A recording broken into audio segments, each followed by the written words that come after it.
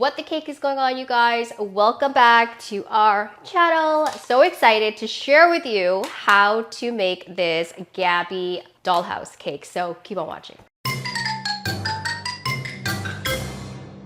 All right, so for today's video, not too many items, but there are a few. The first and most important one is your handy dandy silicone mat that you should already have by now. And if you're lucky enough, this is my favorite. I've searched far and wide for the perfect silicone mat that works really well with fondant, and the one from IKEA is the best. Trust me, I've ordered all of them. I've gone through about 20.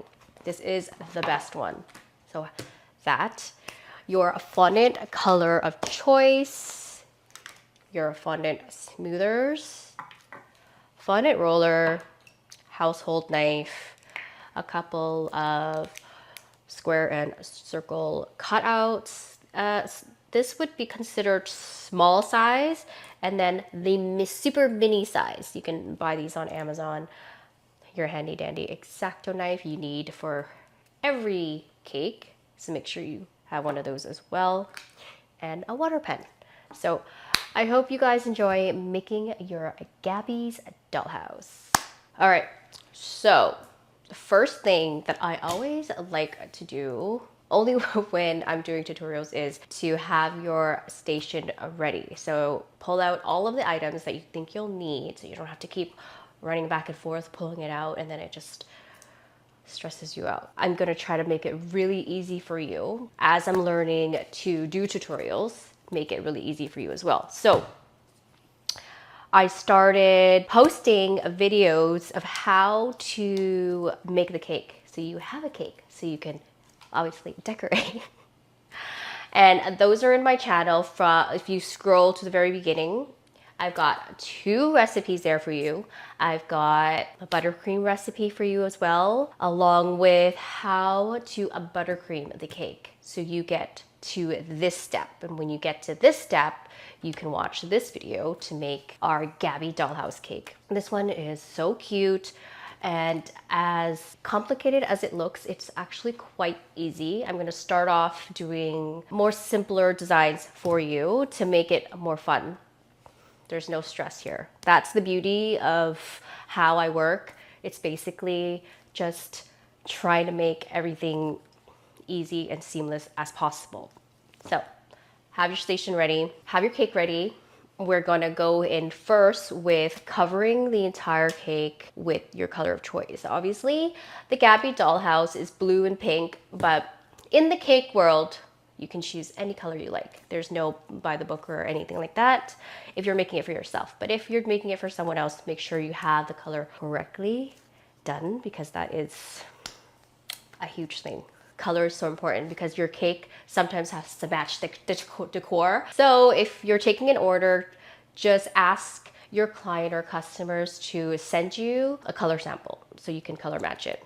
I've run into this problem a few times. So save yourself.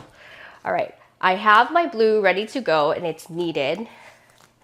And I can't stress to you enough that you need to knead your fondant. And I don't know why, when I watch cake videos, I always find that bakers are just, working with fondant, no problems at all, just rolling it out, and they start molding things. But nobody tells you it's actually quite difficult to work with fondant. Like, it's not, you can't just open up a box of fondant and start working with it. The texture, the consistency, your hands. I know people who actually can't work with fondant at all because they're just generally sweaty hands people. So they actually can't work with fondant. And if you can't work with fondant, then maybe buttercream.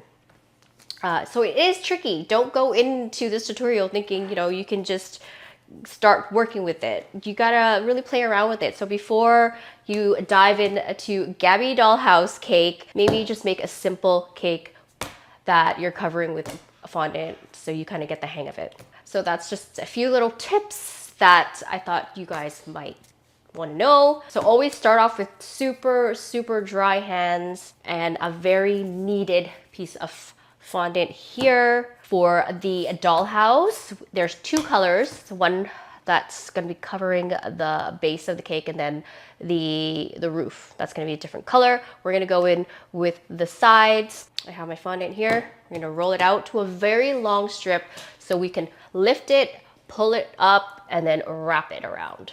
So the longer the better, because you're going to need that extra fondant. Don't ever cheap out on your fondant.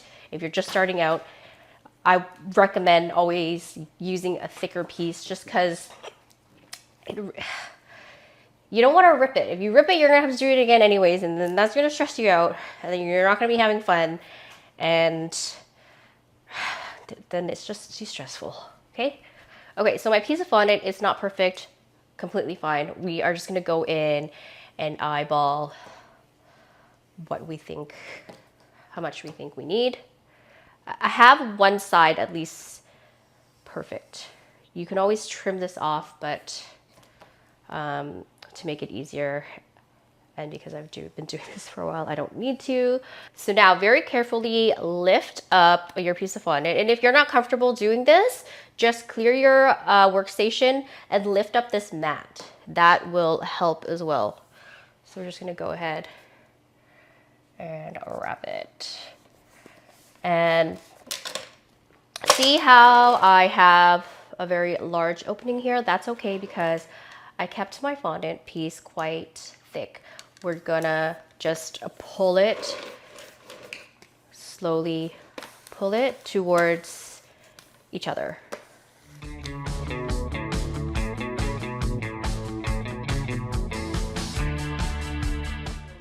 All right, so when you get to the side here where both pieces meet, you're just gonna go in with your X-Acto knife and cut it off. So with all fondant covered cakes, you need your fondant smoothers, and just go around making sure that the surface is smooth.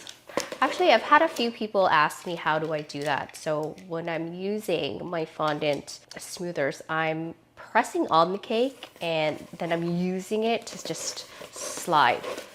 So the fondant smoothers are not moving. If you watch closely, I am just kind of shifting it back and forth while moving the cake board with the cake on it. Just like that. Don't go in too hard, just lightly. And there you have it. That's our base. Now we're gonna go ahead and do the roof. Super simple. All you're gonna need is one of these. And you're gonna go in with about 30 circles. And there's always a point on the cake that is the best side. So choose the best side you think it is on the cake. So the back here, obviously there's that little slit, but we're gonna cover that, don't worry.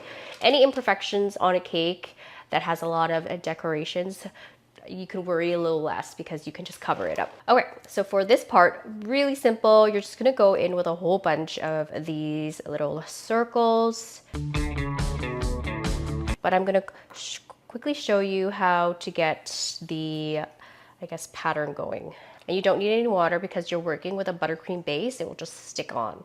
So for the scalloped roof, we're gonna go in like this, overlapping each other. See how easy that was after you've baked buttercream covered in fondant. Now we can actually decorate it. So I think leading up to this point is where you can kind of relax and decorate your cake. It's already looking really cute. We've got the blue base, the pink scalloped roof. I'm going to teach you how to do the windows and make your life really easy. I've got a little trick that I like to do with the windows. You're gonna use a little square.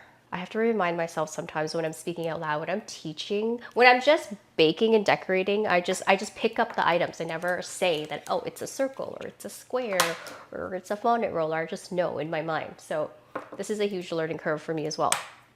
Okay, so I have actually a couple of these windows made already, but I'm going to quickly show you how to make them. And let me just tell you that it's okay if you're struggling, because I do make it look easy. Fondant is not easy to work with, so just keep on practicing. You're gonna go in with a square cutout, and then if you can, so helpful to have these little, well, these little cutouts. So I have like mini circle ones, mini square ones that will help so much when you're decorating. Have your frame color ready and the inside color ready. I have white and purple. I'm gonna go in with the square cutout just like that.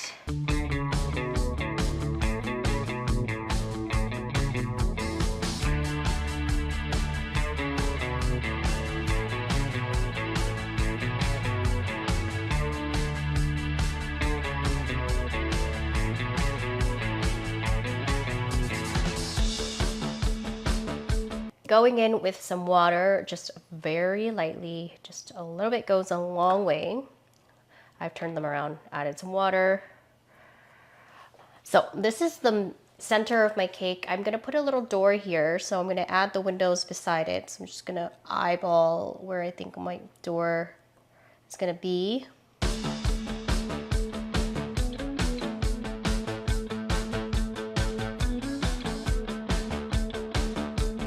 And there you have it, your windows.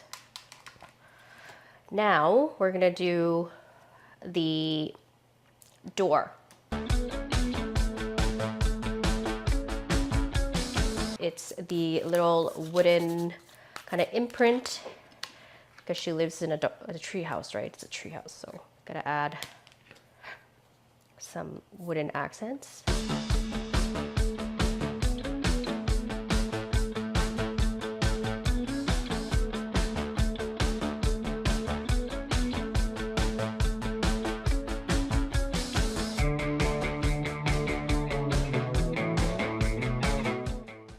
Now that we have our windows, we're just going to add that cute little door that we just made with the little wooden imprints with a tiny bit of water.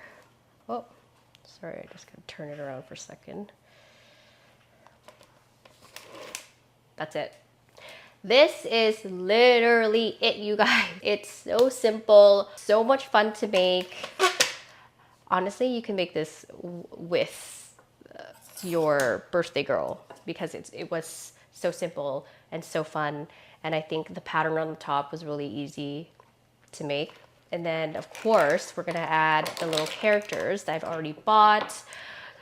As a baker, you're gonna always need these little tools. But the great thing about being able to buy them now is that it is quite cheap, so you can afford to buy these items. Nothing here is overly expensive. These are from the dollar store. This is, I think it was online. I think I got it from AliExpress for a couple dollars as well. The thing with being a baker is that you literally become the little mermaid. You start collecting all these little gadgets and tools, and you have so many of them. I have already the Gabby Dollhouse characters here.